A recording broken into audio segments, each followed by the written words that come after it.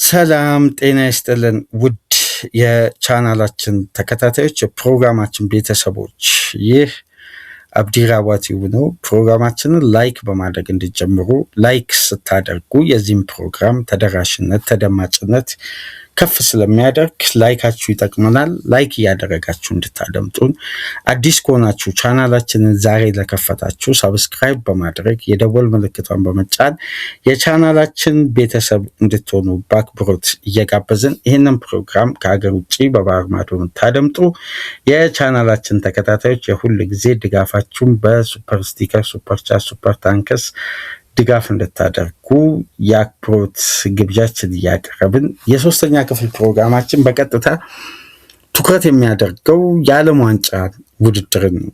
ከውድድሩ መክፈቻ ጨዋታ አንስቶ እስከ ትናንት ሌሊት አይቨሪ ኮስት ኢኳዶርን በማንቸስተር ዩናይትድ ተጫዋች አማድ ዲያሎ ብቸኛ ግብ 90 ደቂቃ ላይ ባስቆጠራት ብቸኛ ግብ ድል ያደረገችበት ጨዋታ ድረስ ያለውን እስቲ ጠቅለል አድርገን የትላልቅ ሀገራት ውጤትንና ትኩረት ያገኙ ጨዋታዎችን እንቃኝ። በዚህ ፕሮግራም የዓለም ዋንጫ እያንዳንዱን ጨዋታ እንግዲህ ለእግር ኳሱ ቤተሰብ ለእናንተ ለአድማጮች ለማቅረብ ካሁን በኋላ በተከታታይ ቀናት ቢያንስ የዕለቱን አንድ ምርጥ ጨዋታ በልዩ ፕሪቪው እና ሪቪው ይዘንላችሁ የምንመጣ ይሆናል። ምክንያቱም በርካታ ጨዋታዎች ስለሆኑ አሁን የሚገናኙ ክለቦች የእርስ በርስ የፉክክር መጠን ተገማሽ ስለሆነ የፉክክሩን ደረጃ ያወርደዋል። 48 ሀገራት ነው ያሉት።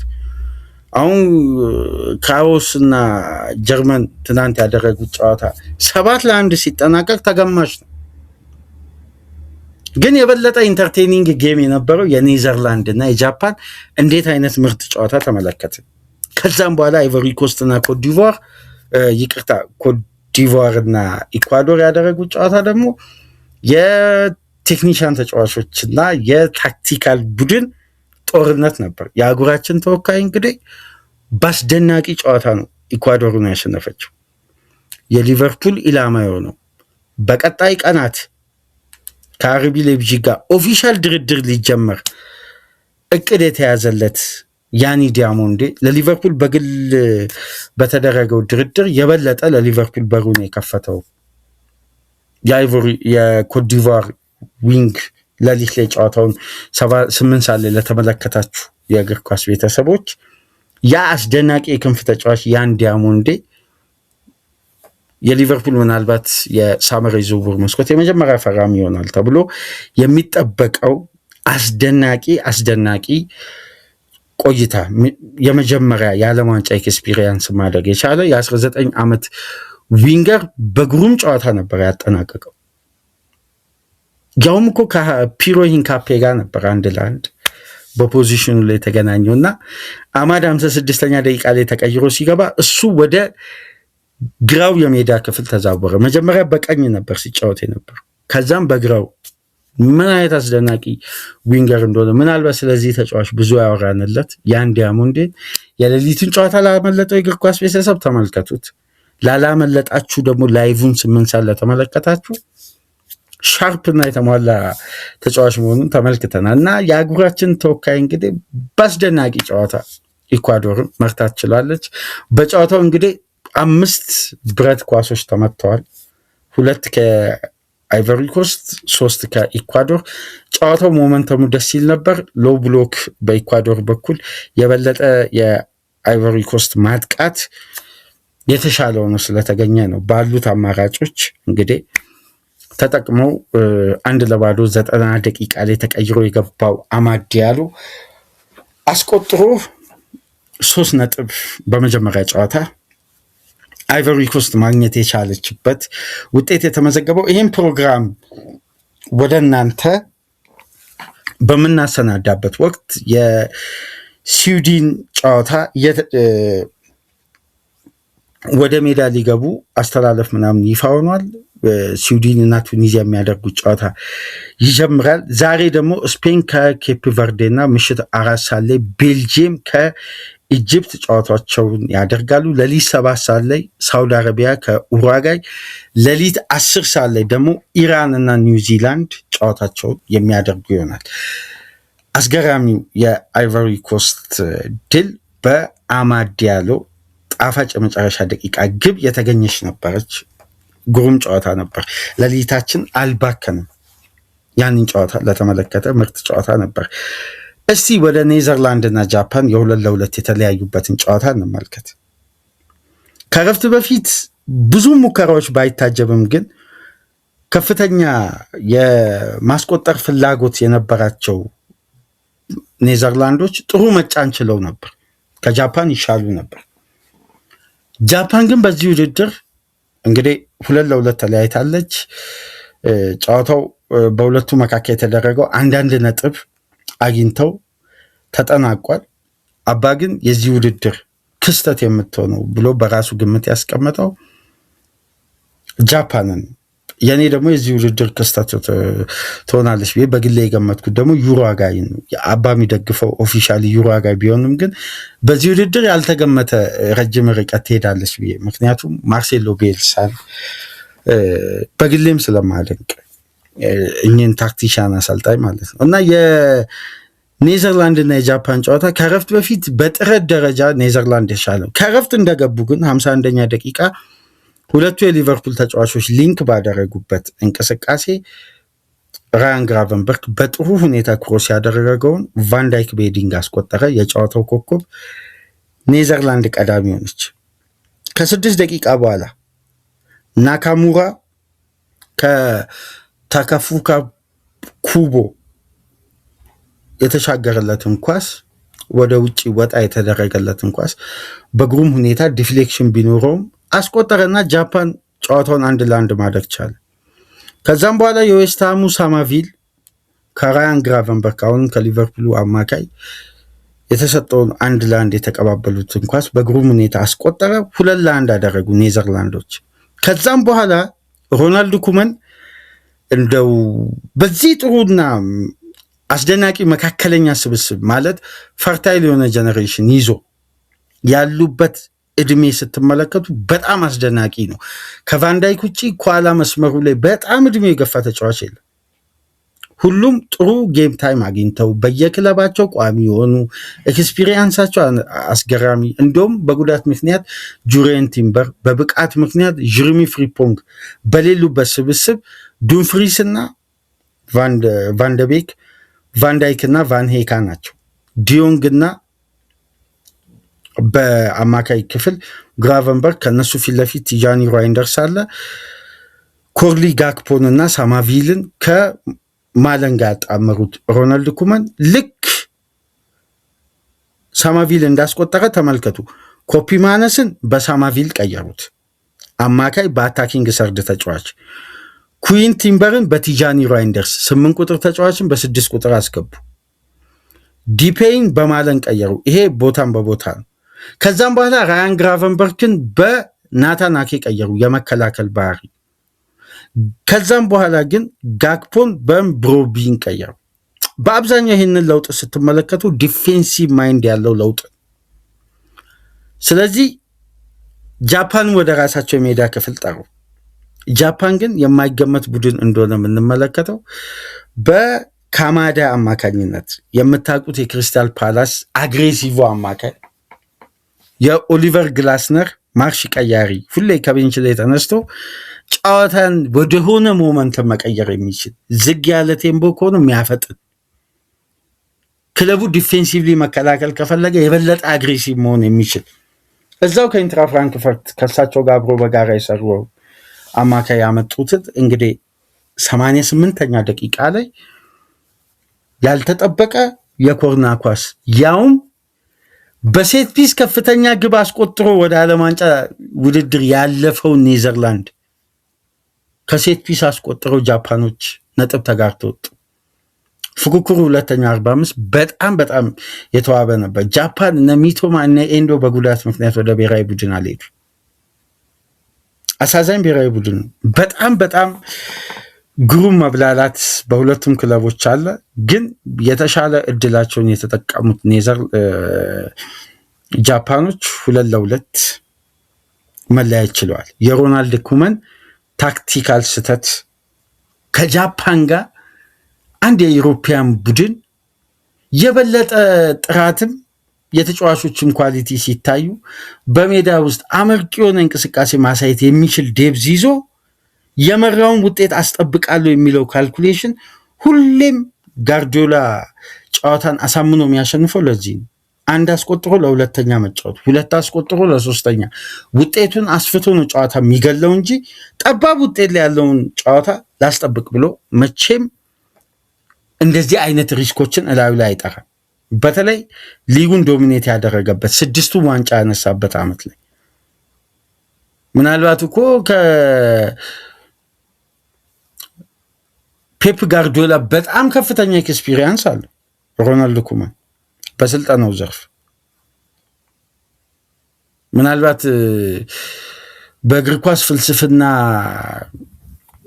ቀዳሚንን በሚሉት የክራይፍ አስተሳሰብ የኛ ነው የሚሉት ሆላንዳውያን ጋርዲዮላ በነሱ አስተሳሰብ መሰረት አድርጎ በየሀገሩ እየሄደ የሊጉን አስተሳሰብ እየቀየረ ዶሚኔት ሲያደርግ እነሱ አሁንም በተመሳሳይ ሲስተም አንድ አይነት የጨዋታ ስትራቴጂ የተጠቀሙ እዛው ነው ያሉት።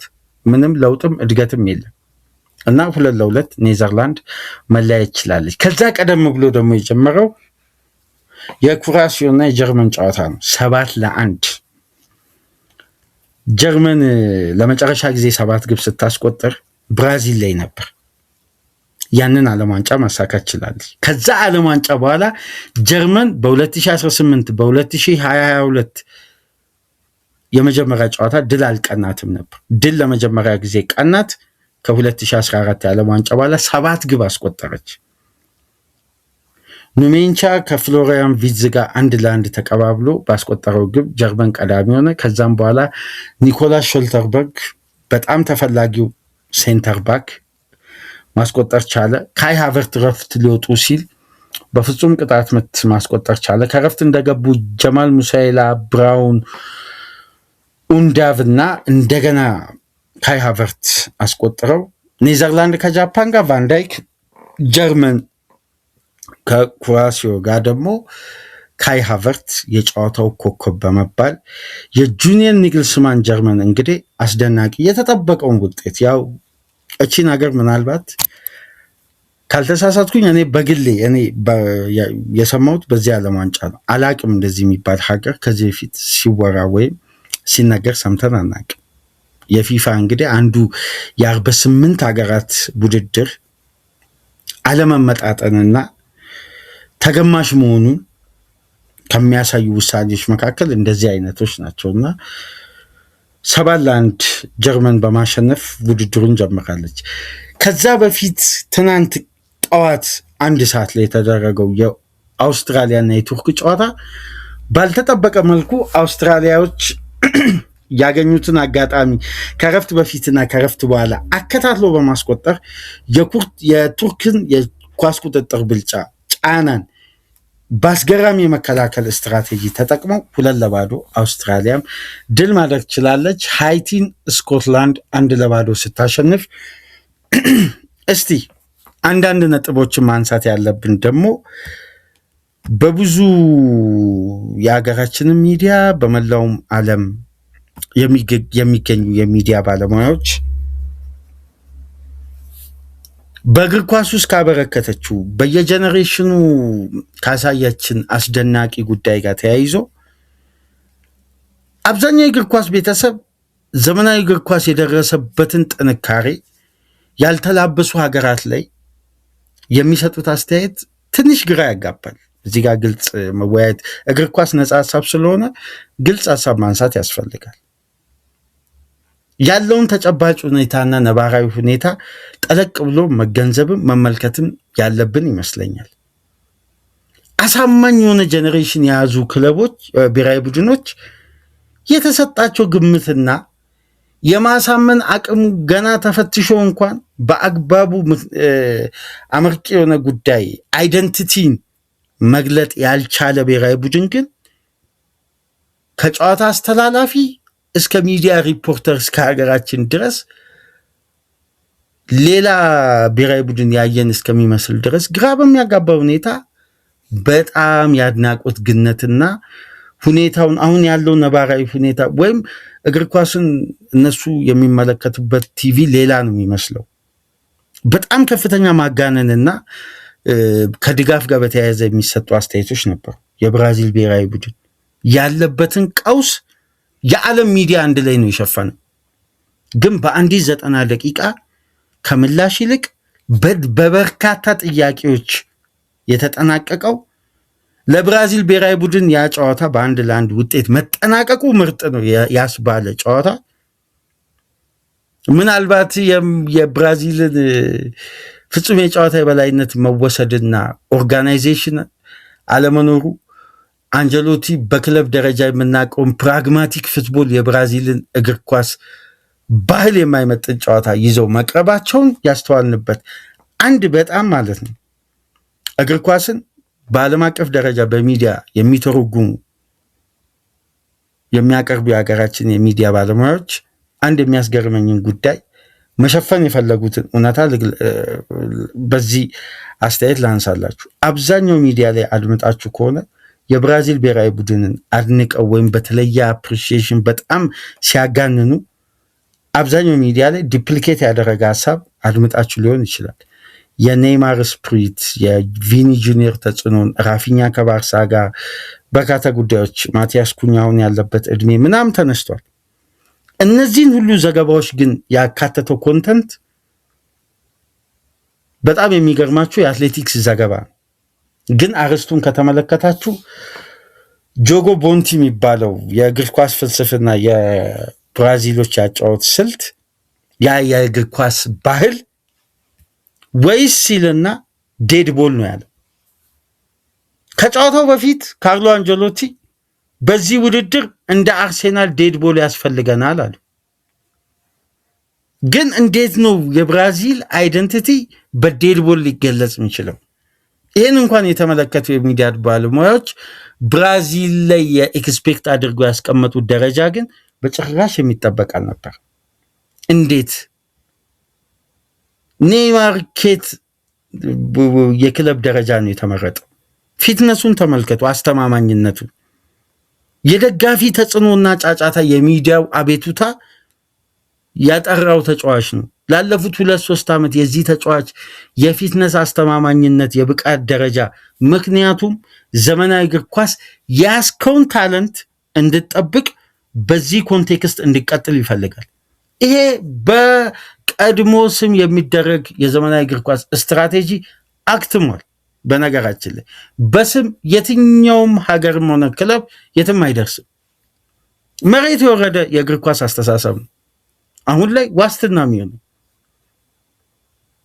በአይደንቲቲ የሚገለጽ የራስ የጨዋታ ቅርጽና ያ ብሔራዊ ቡድን የተላበሰው የጨዋታ ስትራቴጂ ነው ከፍ የሚያደርገው። በደንብ ላስታውሳችሁ፣ ለምስክርነት የሚሆን በቅርብ ዓመት አብዛኛው የእግር ኳስ ቤተሰብ የተመለከተው የስፔን ብሔራዊ ቡድን ኪሳራና ውድቀት 2008፣ 2010፣ 2012 ሁለት ጊዜ የአውሮፓ ዋንጫንና አንድ ጊዜ የዓለም ዋንጫን ያሳካው ምርጡ ጀኔሬሽን 2014 ላይ አክትሞለት ነበር። ግን በስምና በዝና ያከተመውን ጀኔሬሽን ሳያድሱ ዴልቦስኬ ይዘው ወደ ዓለም ዋንጫ የሄደው በነ ኔዘርላንድ ምናምን በውርደት ከምድባቸው ማለፍ አልቻለም። እንዴት ነበር ቫንጋል በ4-3-3 የበታተናቸው? ካይትን ፉልባክ አድርጎ ጀነሬሽን መለወጥ ካለበት መለወጥ አለበት።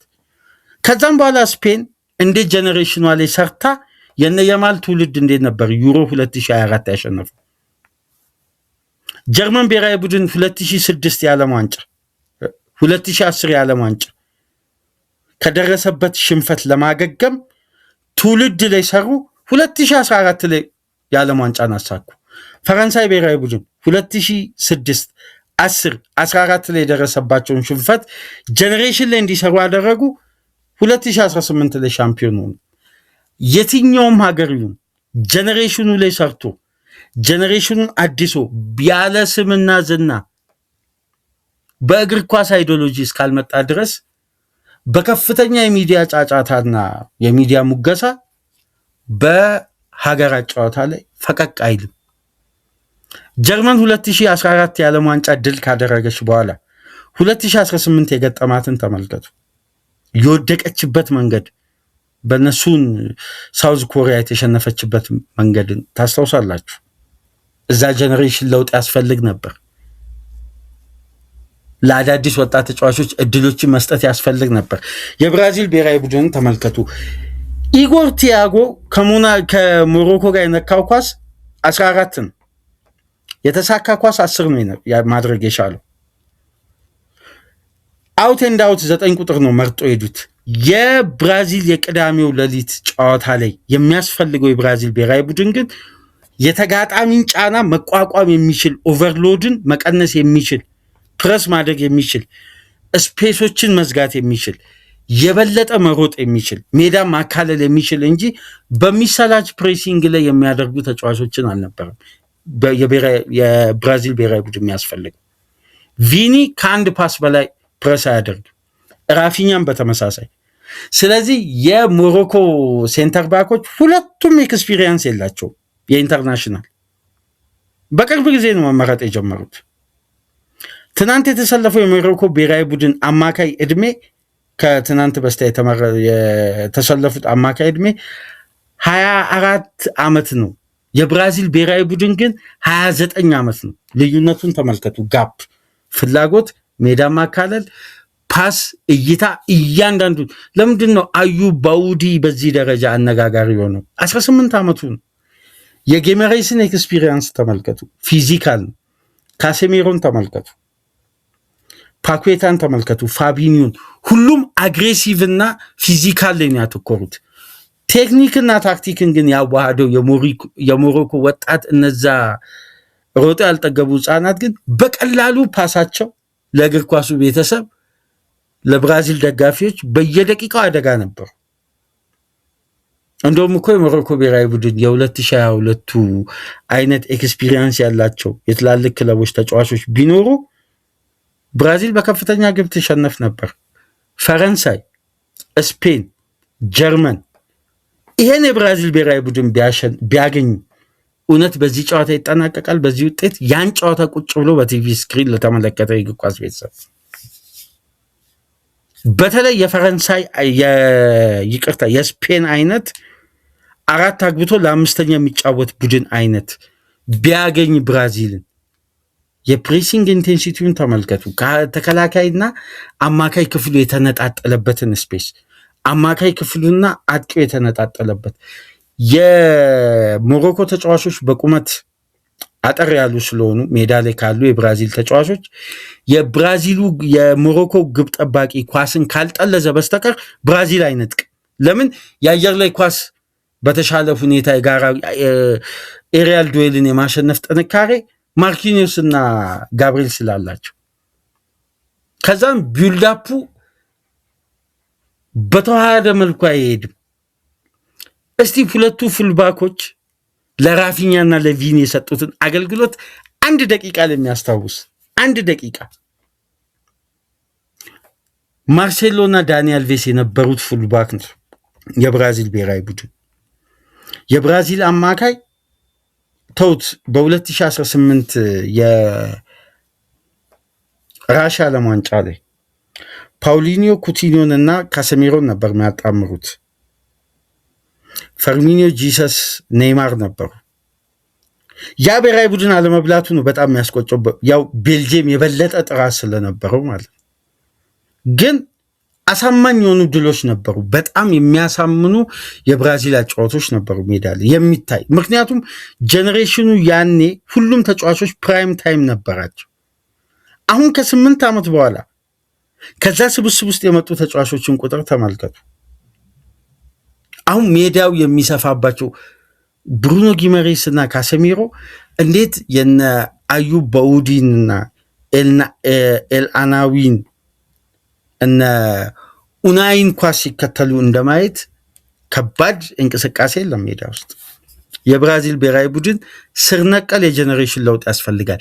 ቪኒንና ራፊኛን ሻርፕ አድርጎ ለመጠቀም ሻርፕ የሆኑ ሁለት ፉልባኮች በበቂ ሁኔታ ከቨር የሚሰጡ በትውልድ አስተማማኝ የሆኑ ፉልባኮች የሚያስፈልጉት፣ አማካይ ክፍሉ በጣም ኢቮሉሽን የሚያስፈልገው ደረጃ ላይ ነው ያለው የብራዚል ብሔራዊ። ከዚህ ፊዚካል አስተሳሰብ በቴክኒክና በታክቲክ እስካልተዋቀረ ድረስ በዚህ የጨዋታ ስታይል ለብራዚል ብቻ መንገዱ ከጥያቄዎች ይልቅ ከመልሶች ይልቅ ጥያቄዎች አብዝተው የሚያስነሱት ጨዋታ ነበር የተመለከትነው።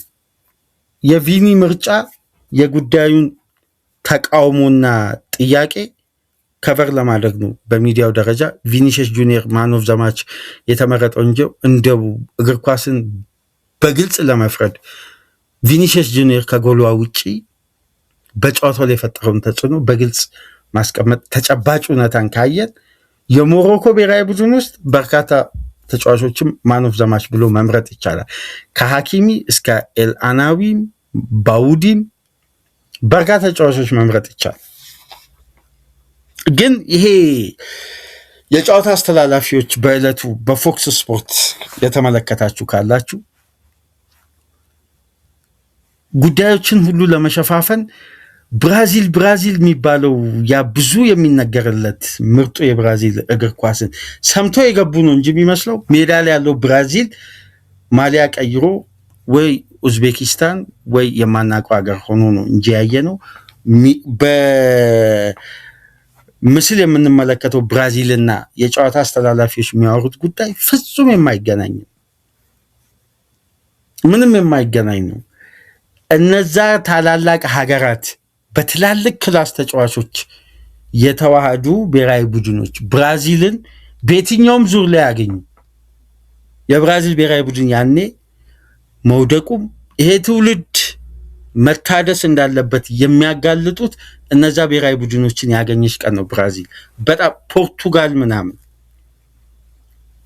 ይሄን ጉዳይ በግሌ ይሰጋለሁ እና ለብራዚል ብሔራዊ ቡድን የሚደረገው ሽፋን ከእግር ኳሳዊ አስተሳሰብና ከአይደንቲቲ ጋር በቀጥታ ተያያዥ አይደለም፣ ጤናማ አይደለም።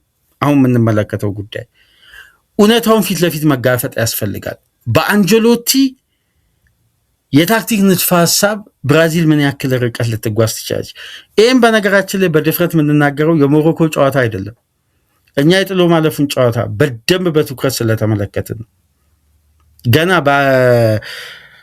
ከላቲን አሜሪካ ክለቦች የሚያልፉበትን ተውት። የብራዚልን ሁለት ጨዋታ ልጋብዛችሁ ከዓለም ዋንጫ ውጭ ጊዜ ካላችሁ ከዩሩጓይ ጋር ያደረገችውን የደርሶ መልስ ጨዋታ ተመልከቱና ያኔ ይሄ ትውልድ ምን ያክል መታደስ እንዳለበት በግልጽ የዩሩጓይን የደርሶ መልስ ጨዋታ ተመልከቱ።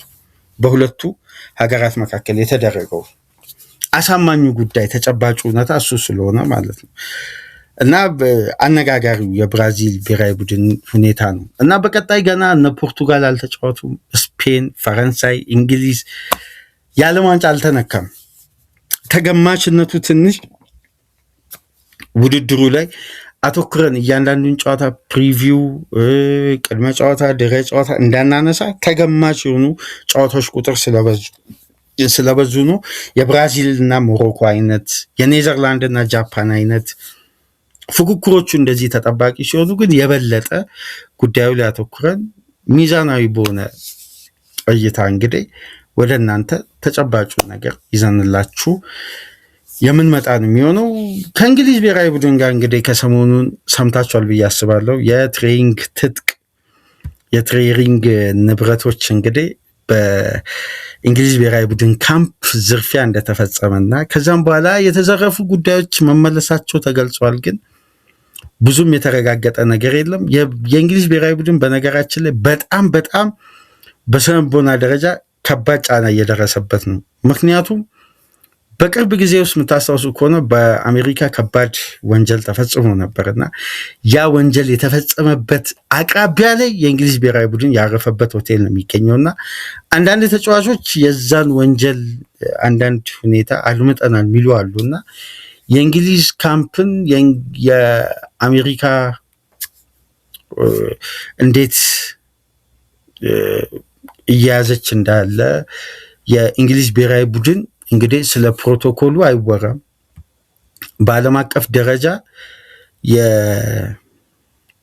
የእንግሊዝ ብሔራዊ ቡድን ወደ የትም ሀገር ይሂድ ለዓለም ዋንጫም ሆነ ለአውሮፓ ዋንጫ ውድድር ፕሮቶኮሉ ከሚተኙበት መኝታ አንስቶ በየጨዋታው ዕለት ከሚለብሱት ሱፍ ጋር ተያይዞ ጥራቱ፣ አጠባበቁ